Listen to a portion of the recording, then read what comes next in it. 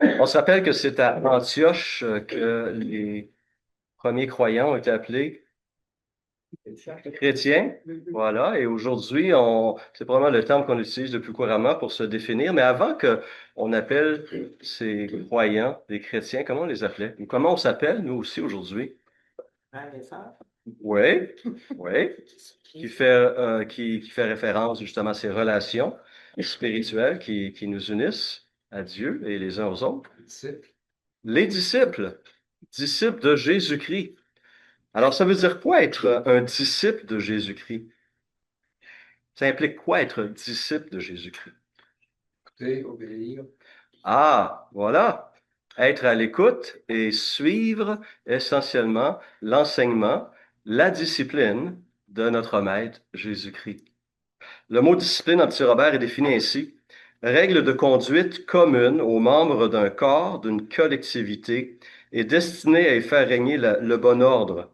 L'Église, en fait, est une communauté disciplinée parce qu'elle suit l'enseignement, la règle de conduite édictée par notre Maître, le Seigneur Jésus-Christ, pour vivre dans ce monde d'une manière qui reflète sa volonté, son cœur, et ultimement, qui contribue à notre bien et un témoignage positif, on l'espère bien, dans le monde. On suit la règle de conduite de Jésus-Christ. Jésus a dit, si vous demeurez dans ma parole, vous êtes vraiment mes disciples. C'est clair. Et on a des pratiques qu'on appelle des disciplines spirituelles. Hein? Par exemple, la prière, Le culte. le culte, oui, l'adoration, La communion fraternelle. la communion fraternelle, Le jeûne.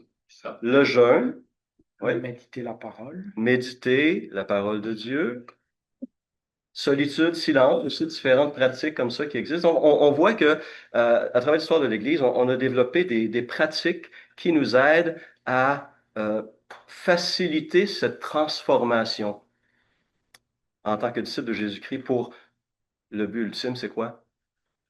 Il ressemblait. Lui ressembler. Oui, ressembler à Jésus-Christ. Tout un appel. Humainement impossible, et c'est pourquoi on a besoin de l'Esprit. On a besoin de l'action de la parole vivante, dynamique dans nos vies. Et on a besoin les uns les autres. On n'est pas appelé à vivre en chrétien Robinson Crusoe, isolé sur notre île. Euh, c'est pas comme ça que Dieu nous a créés en tant que créatures. Parfois, ça peut être tentant, oui, parce qu'on est une communauté de gens imparfaits, encore marqués par le péché, tout à fait, tout à fait. Et j'en suis le premier à le reconnaître. Euh, on est en cheminement, on est une œuvre inachevée. Et tant qu'on est de ce côté-ci de l'éternité, on va demeurer une œuvre inachevée. Ce qui fait que, bien, une œuvre inachevée qui vit avec une œuvre inachevée, ça fait parfois des étincelles, de la friction, plus de chaleur que de lumière. Et ça, ça fait partie aussi des moyens de transformation.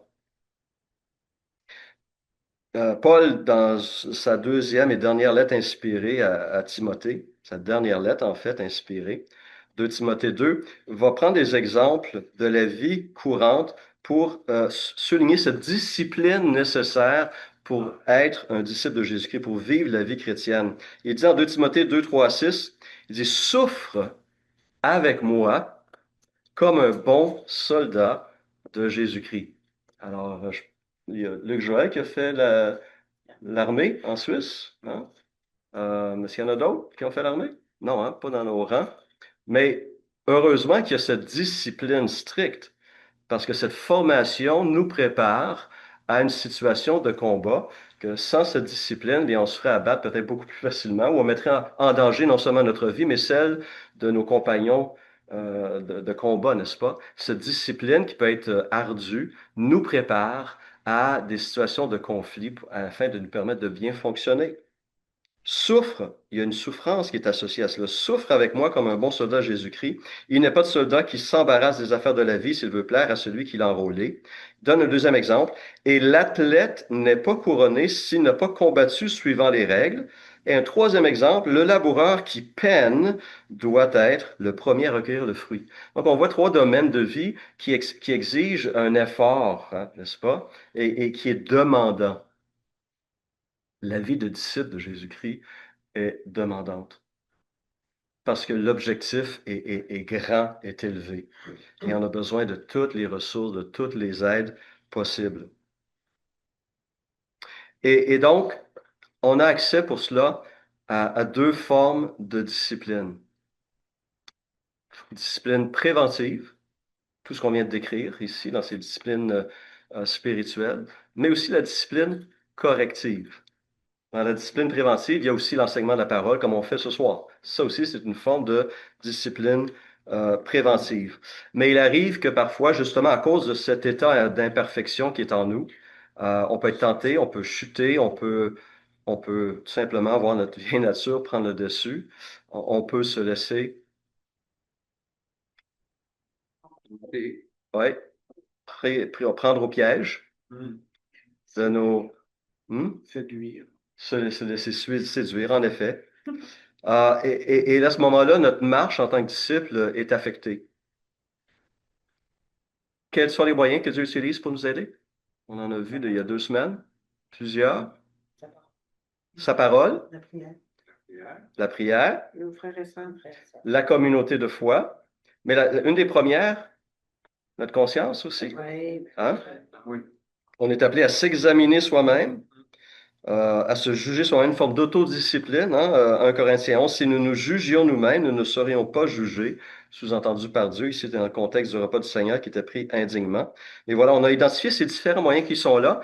Et il y a Dieu, évidemment, aussi qui a à cœur notre transformation à l'image de son Fils, n'est-ce pas? Et qui va aussi exercer une discipline envers nous à travers les circonstances, à travers les épreuves. Et on a vu le pourquoi de la discipline corrective. Qu'est-ce qu'on cherche à accomplir à travers la discipline corrective? C'est-à-dire, lorsque de moi-même, avec les ressources que j'ai là, je ne fonctionne pas correctement, je trébuche ou je recule ou j'ai des moments de faiblesse ou de découragement ou d'abattement. Quels sont pourquoi cette discipline est-elle nécessaire? Ramener dans le bon chemin. Me ramener moi dans le bon chemin. Donc, si Guy voit quelque chose dans ma vie qui est vraiment pas correct, il m'aime. Et Guy va venir me voir par amour et va cheminer avec moi et va me pointer ces choses-là avec amour, avec douceur, avec respect pour m'aider à me relever et à reprendre ma marche dans la soumission, dans l'obéissance et dans la puissance du Saint-Esprit. Ça veut aussi dire que la personne qui reçoit, dans ce cas-là, toi, que tu reçois ça aussi dans l'amour. Absolument. Et pas dans le. Et peut-être à t'admettre que tu as tort. Absolument. Ça, c'est toujours cette dimension qui était forte. Qui manque, quoi. C'est ça. Et c'est pourquoi on a peur. On a peur lorsque on voit un frère qui souffre, étant pris par les chaînes du péché, par un comportement destructeur, qui peut être une attitude, qui peut être un comportement, qui peut être, voilà, toutes sortes de choses. On a peur d'aller vers le frère ou vers la sœur parce qu'on ne sait pas comment on va être reçu. Hein, de se faire pointer, et notre orgueil s'ajoute à tout cela. Hein. Mais encore une fois, on l'a vu que la discipline est un amour coûteux. Si je vois quelqu'un qui est en danger, je ne le laisse pas faire. Si je le laisse faire, je ne l'aime pas réellement. Vous comprenez? C'est ça. Donc, l'objectif, évidemment, premier, c'est ramener un frère qui s'est égaré, qui s'est laissé entraîner, l'aider à retrouver sa place au sein de la communauté de foi et dans sa marche avec le Seigneur. Mais ce n'est pas la seule raison. La gloire de Dieu, l'honneur de Dieu et l'idée de plaire à Dieu, préserver l'honneur de Dieu, ce sont toutes des raisons qui peuvent être aussi évoquées. On a une notion très égocentrique du péché. Ah, j'ai trébuché, ah, j'ai manqué de faiblesse, j'ai manqué de force, je suis faible, et moi. Mais ultimement, premièrement, le péché porte atteinte à Dieu. Encore une fois, on a pris l'exemple hein, de moi, citoyen canadien, quand j'ai vécu en Belgique pendant 3 ans, les gens qui voyaient Stéphane Couture agir de manière différente des Belges, ils disaient pas seulement Stéphane Couture, ils disaient, ah, c'est le Canadien qui fait ça. Hein? Et lorsqu'on Pardon? La réputation. La réputation sur le pays, sur tous les Canadiens, était sur mes épaules. La réputation de Christ est aussi sur nos épaules, en quelque sorte. Lorsque la femme de Potiphar voulut tenter Joseph, quelle a été la réponse de Joseph? Comment ferais-je un aussi grand mal et pécherais-je contre Dieu? Avant d'être vu comme un péché contre le mari le mari de la femme de Potiphar, donc contre Potiphar, il voyait ça comme un affront envers son Dieu, n'est-ce pas? Quand David a été confronté par Nathan en rapport avec Bathsheba, dans son psaume de repentance, il dit, j'ai péché contre l'Éternel. Il va aller plus loin, même dans un autre psaume, il dit, j'ai péché contre toi seul, parce que j'ai fait ce qui est mal à tes yeux. Le regard de Dieu sur nous, hein, c'est important. C'est le psaume 32, ça? 32 et 51, oui. Oui. Et le péché d'un croyant peut amener le monde à blasphémer Dieu. C'est ce que Nathan reproche à David. Tu as fait blasphémer les ennemis de l'Éternel en commettant cette action. Et donc, l'honneur de Dieu est atteint aussi par nos fautes. Et on intervient justement aussi pour préserver l'honneur de notre Dieu. Mais aussi, il y a une autre raison, une troisième, qui est importante, qu'on a vu dans Corinthiens 5, avec l'image que Paul utilise du levain. La contamination, un péché qui semble être toléré ou sur lequel on ferme les yeux, risque de contaminer le corps. Et à ce moment-là, il y a un esprit de faiblesse qui domine dans le corps, il y a une perte de dynamisme, de pureté et de capacité qui va permettre de faire avancer l'Évangile dans la communauté et dans le monde. Donc, on voit qu'il y a des conséquences importantes et donc cette forme de discipline vise le bien de Dieu, de l'Église et de la personne qui est à nouveau aux prises avec un péché dans sa vie. Donc, la discipline corrective est quelque chose de profondément important. Oui. La personne qui veut corriger, il ne va pas avoir péché là non plus. Bien sûr, oui.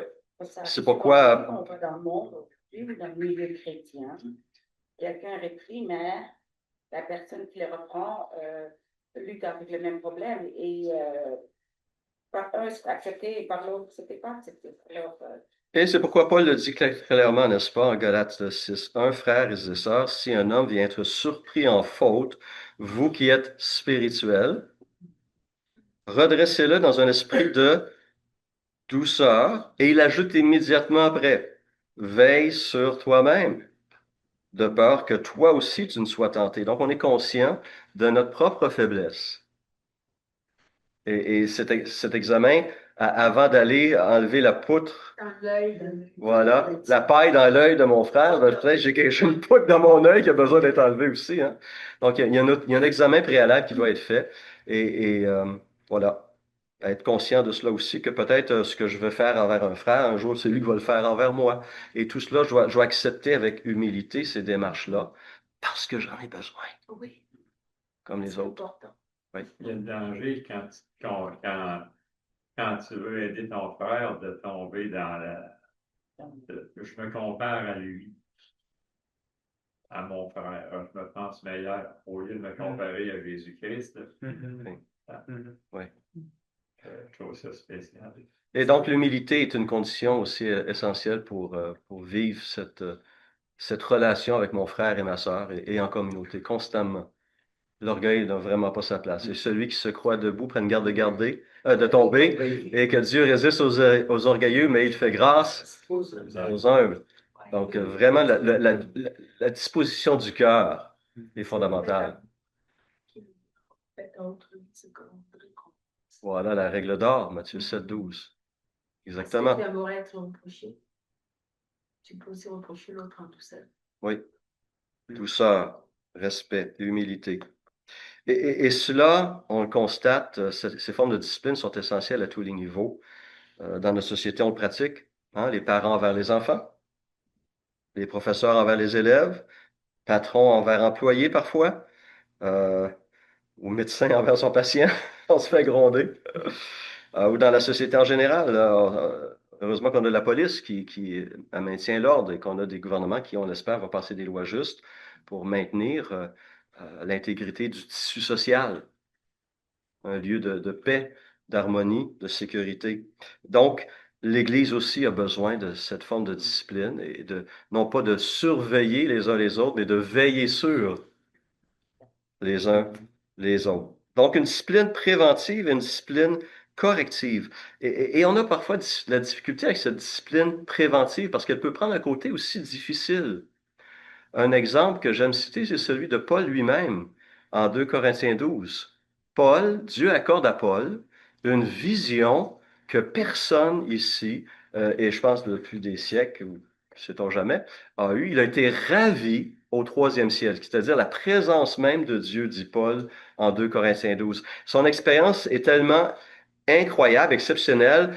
Il n'y a pas les mots nécessaires pour décrire. Et il ne sait même pas s'il a été ravi au troisième ciel dans son corps, voire de son corps, tellement cette expérience était particulière.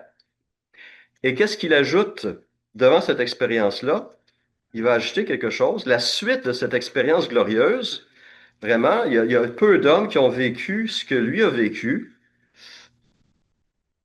Verset 7 de 2 Corinthiens 12, pour que je ne sois pas rempli d'orgueil à cause de ces révélations extraordinaires, j'ai reçu une écharpe dans le corps, un ange de Satan pour me frapper et m'empêcher de m'enorgueillir. Non pas que Paul était devenu orgueilleux. Hey, moi j'ai eu quelque chose que toi, Guy, t'as jamais vécu, mon gars. Dieu m'a privilégié. Là. Il m'aime pas mal plus que toi. Non? Hein? Paul n'était pas là. Il n'était pas là du tout. C'était par prévention que Dieu a permis dans la vie de Paul deux choses difficiles. Un problème de nature physique qui n'est pas identifié, par d'une écharpe dans la chair, dans le corps, et aussi une forme d'oppression surnaturelle, un ange de Satan. Dieu permet cela. Pourquoi? Alors, Paul, qu'est-ce qu'il fait? Il fait ce qu'on devrait faire, ce qu'on ferait nous aussi. Il a prié Dieu. Seigneur, délivre-moi, s'il te plaît, de ces choses-là. Une fois, pas de réponse. Il revient. Deux fois, pas de réponse. Troisième fois après, je sais pas, quelques jours, quelques semaines, quelques mois, sait-on jamais. Et là, Dieu répond. Et la réponse de Dieu n'était pas ce qu'il s'attendait à entendre ou ce qu'il aurait voulu entendre initialement. Il m'a dit, ma grâce te suffit, car ma puissance s'accomplit dans la faiblesse. Et devant cette réponse, la réaction de Paul, la lumière s'est allumée. Il dit, aussi je me montrerai bien plus volontiers fier de mes faiblesses, afin que la puissance de Christ repose sur moi.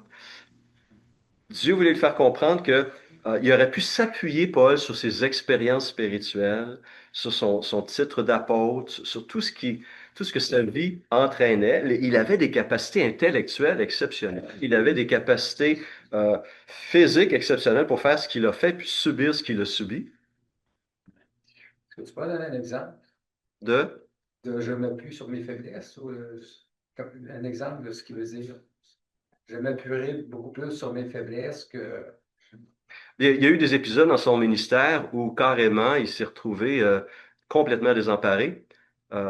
Au début de cette même épître en 2 Corinthiens 1, il parle justement d'une épreuve tellement grande que pour lui, là, il était certain qu'il n'en sortirait pas, qu'il n'avait pas la capacité de surmonter cette crise qu'il a vécue en Asie. On ne connaît pas les détails. Il dit, ben moi, je m'attendais à mourir, tout simplement. Ça me dépassait, j'avais plus aucune capacité et je m'en suis remis à Dieu. Il y a des situations où carrément, là, moi, j'ai plus les moyens, j'ai pas les ressources personnelles en moi-même.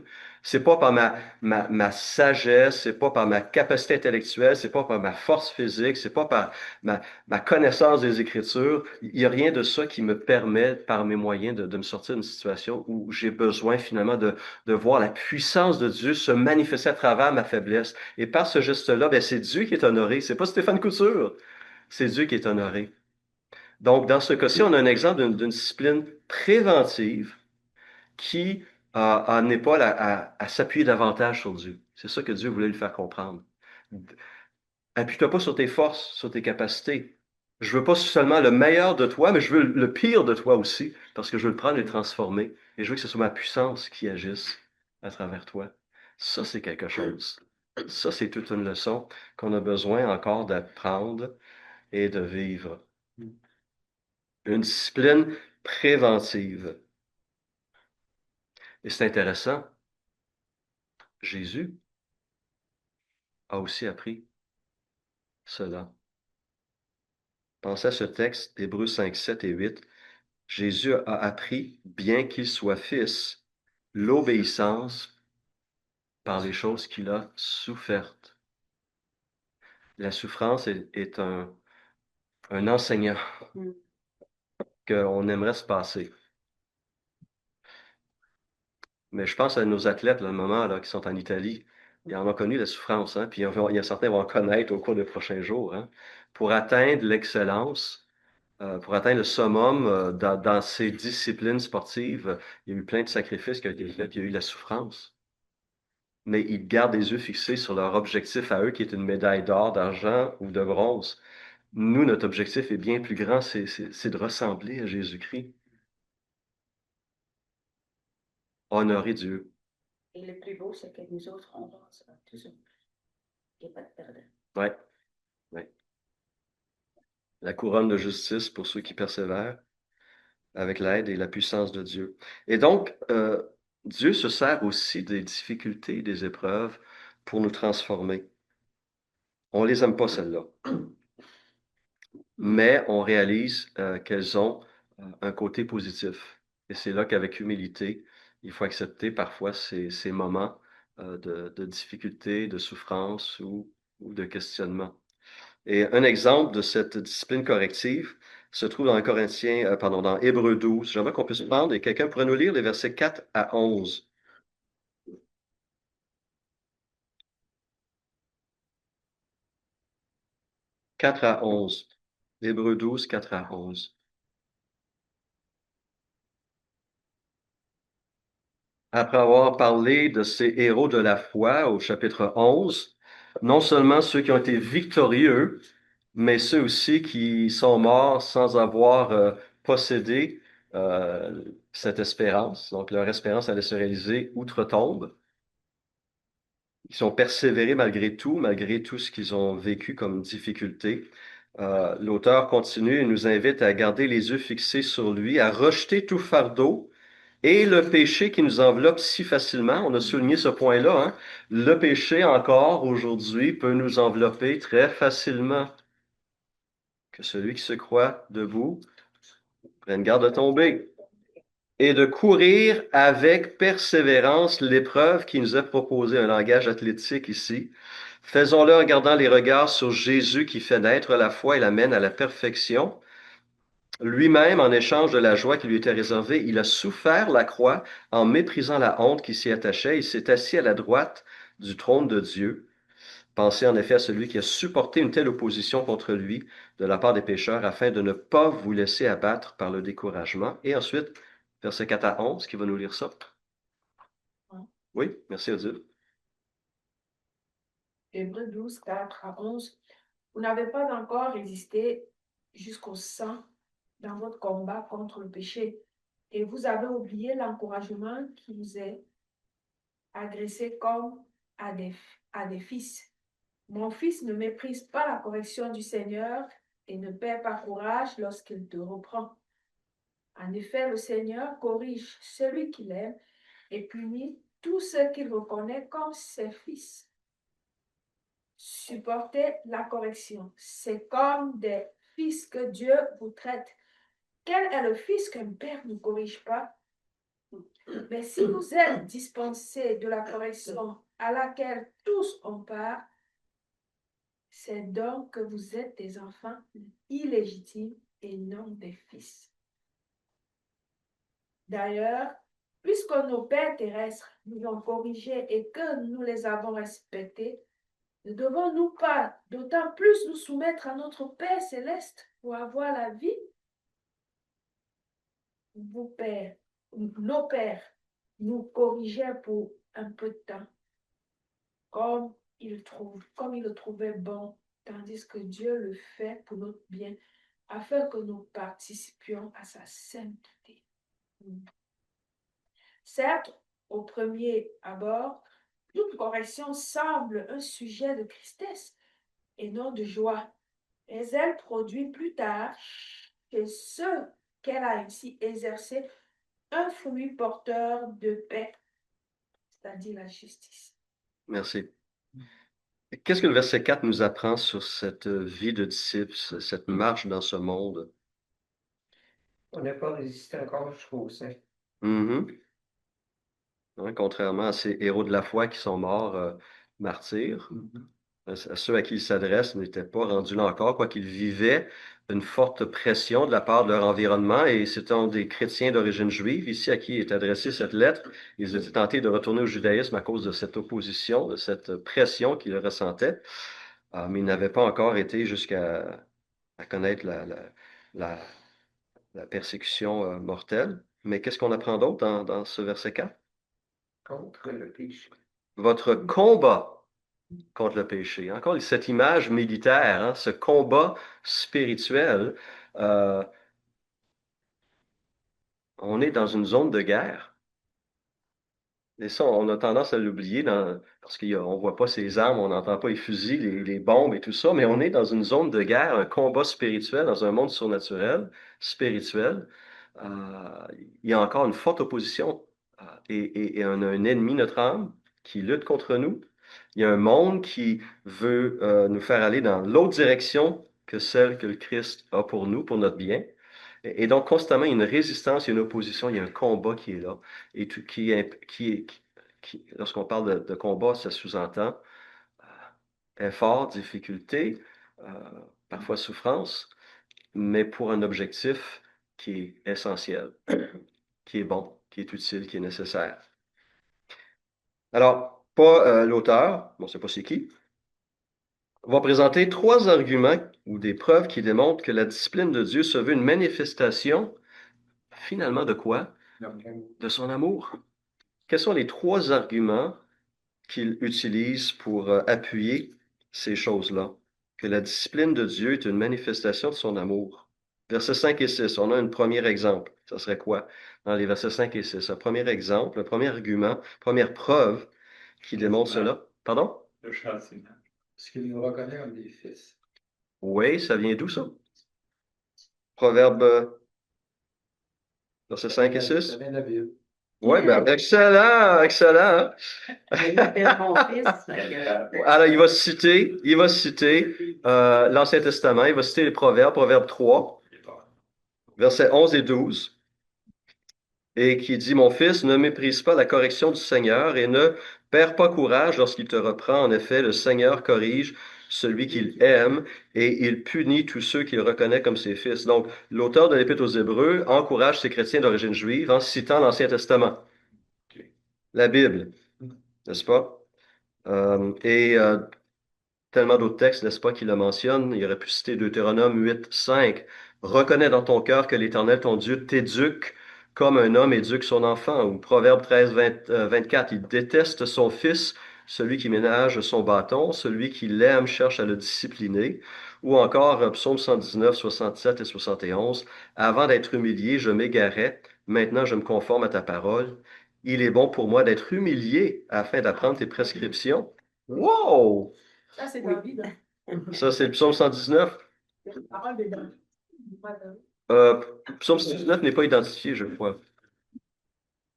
Donc, l'auteur cite l'Ancien Testament et on a plusieurs de ces textes-là qui pointent vers cette action de Dieu. Il cite la parole de Dieu pour démontrer que Dieu agit par amour. Quel serait l'autre en citant donc ce modèle de Dieu qui agit envers nous comme quoi? Comme Père. Comme Père. Et ce deuxième exemple, versets 7 à 11, fait référence justement à nos pères humains qui nous disciplinaient selon ce qu'ils trouvaient bon. En principe, les disciplines qu'on reçoit comme enfants, c'est pour apprendre le respect, apprendre l'obéissance. On l'a dit, hein, on l'a démontré qu'un enfant qui n'apprend pas le respect et la soumission envers ses parents va vivre beaucoup de difficultés plus tard devant toute autre forme d'autorité. Je l'ai vu dans ma famille avec mon frère, par exemple, qui a eu des problèmes très sérieux avec pour plusieurs raisons avec mon père. Euh, et plus tard, il y a constamment eu des problèmes avec toutes les formes d'autorité auxquelles il a été confronté, la police, les employeurs, ses employeurs. Il y avait constamment des problèmes, il était en conflit constant, parce qu'à la base, il y a quelque chose qui a mal tourné avec notre père. Excusez-moi. Oui, Je crois tout ce que tu dis, mais dans le monde aujourd'hui, on ne parle plus de discipline, ni de respect. oui. Ça veut dire, ça, quelqu'un où je travaille, qui ne connaît pas ça et qui vit dans le désordre complet, ça dit absolument rien. Ça revient. Malheureusement, il y a des repères qui se perdent, en effet. Ça revient tranquillement dans les écoles. Oui, Mais est-ce que tu Tranquillement. est-ce que tu as vu les combats? Ce n'était pas ce sont des professeurs qui sont contre. Hmm. Et c'est ça qui est bizarre. oui. Alors, notre société, justement, est malade. C'est Hein? ça. Notre société est confuse. Elle sape ces valeurs fondamentales qui vont permettre de produire des citoyens dans une société qui va être en santé. On sape ces choses-là. Alors, c'est pourquoi la lumière de l'Évangile est importante aussi dans ces domaines-là. On doit rappeler ces choses essentielles. L'homme a un problème, le cœur tortueux. Dès la naissance, il est là, ce cœur-là. Et on a besoin aussi de reconnaître ses autorités. Soyez soumis à cause du Seigneur à toute autorité établie parmi les hommes, soit au roi comme souverain, soit au gouverneur comme envoyé par lui pour punir les malfaiteurs et pour approuver les gens de bien. On a besoin de cela. Sinon, justement, on voit le désordre, la confusion, l'absence de respect des lois et des autorités, et c'est le chaos. On ne respecte pas les gens en autorité, c'est du mépris. On le voit de plus en plus. Là. Oui, Dans tous les films aussi, c'est ça. oui, Ceux qui sont rebelles, qui gagnent tout le temps oui, contre la loi. oui. De plus en plus, exactement. On appelle le bien mal, le mal bien. Genre, Mais même quand les enfants qui n'ont pas cette discipline-là, cette autorité-là, ils sont pas bien, eux autres. Non. Eux autres sont souffrants aussi. Les enfants ont besoin d'un cadre Oui, clair. c'est ça, Ça a été prouvé. Une grande insécurité. Exactement. Oui, oui. Donc, on fait un tort énorme. On a fait un tort énorme à plusieurs générations de Québécois, de Canadiens, avec ces valeurs éducatives qui ne reflètent pas la nature humaine, finalement. Et finalement, une troisième raison qui est invoquée dans ce texte-là se trouve dans les versets 11 à 13. Mais déjà, le verset 11. Mais oui.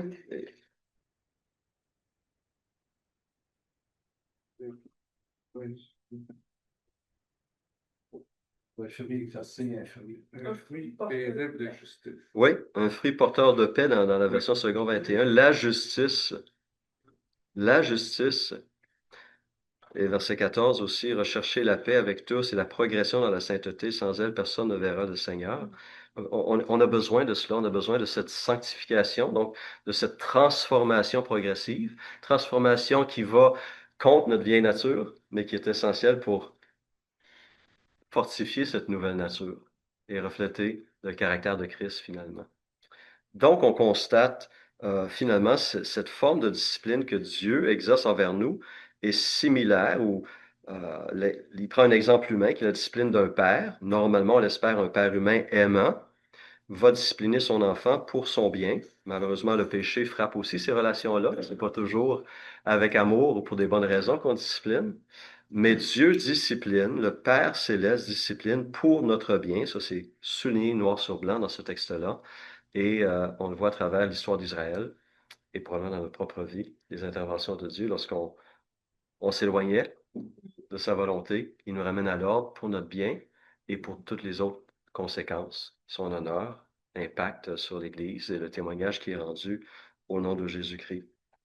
Donc, tout ça a commencé avec cette démarche, cet enseignement de Luc Joël sur Matthieu 18 qui nous donne cet enseignement clé sur ce qu'on appelle la discipline ecclésiastique.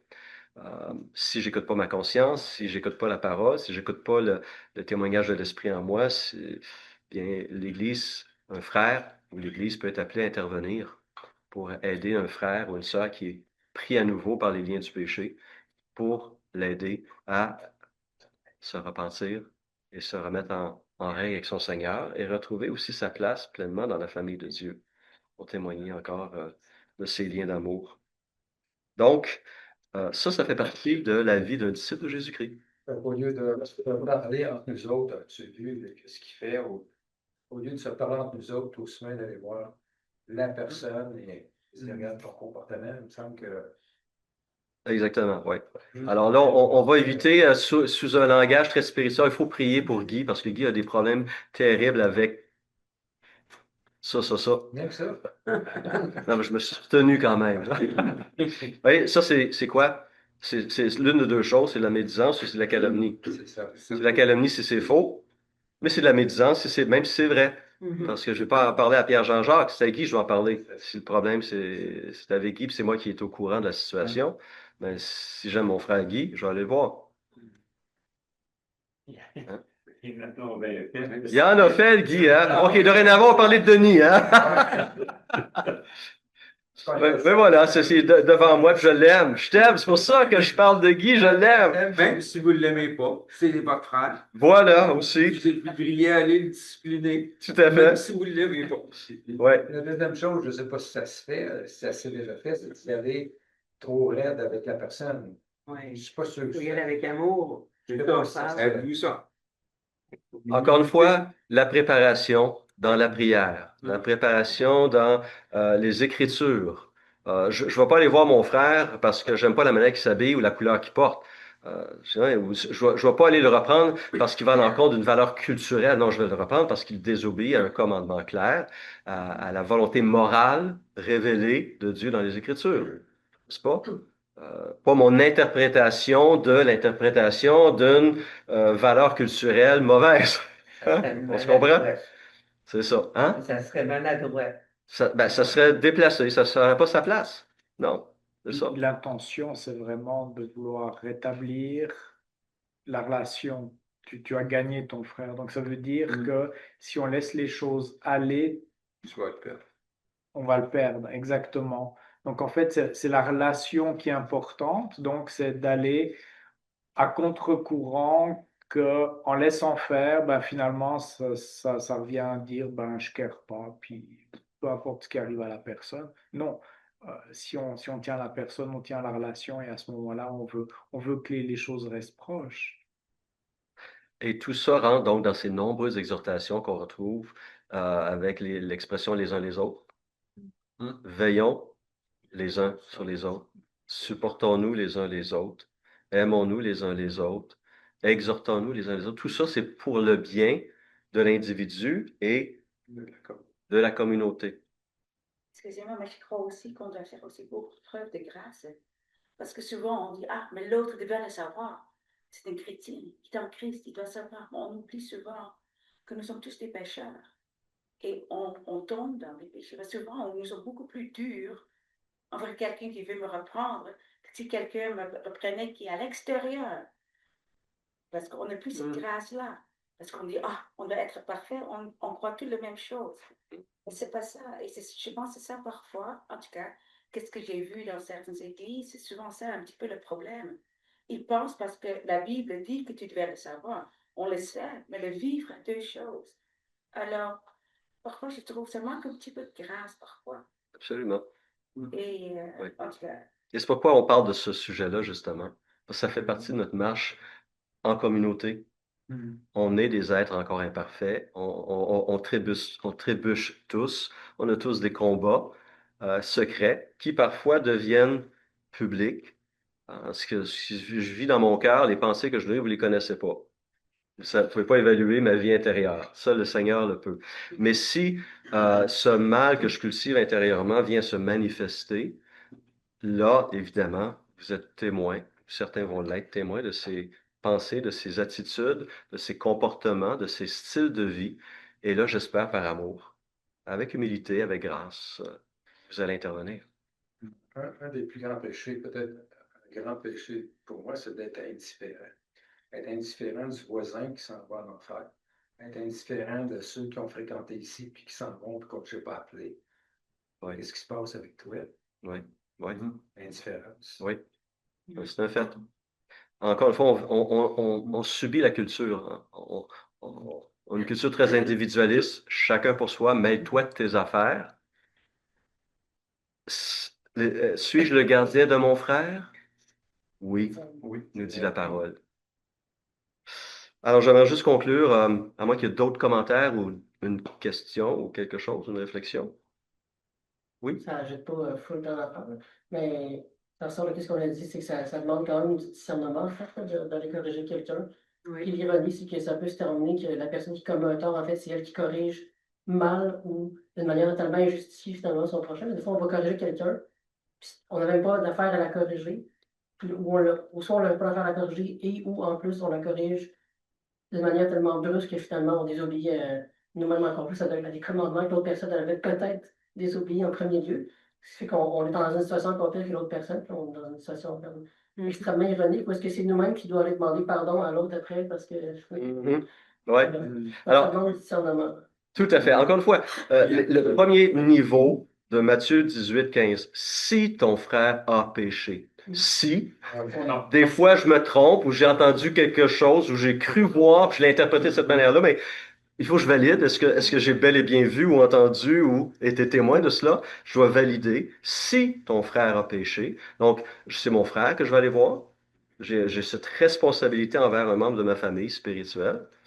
Et s'il a bel et bien péché, est-ce un péché ou c'est juste, j'ai pas aimé la manière qu'il a dit les choses et puis ça me tombe sur les nerfs. Non, non, s'il y a un péché réel, tous ces éléments-là, va et reprends-le entre toi et lui seul, dans le but de gagner.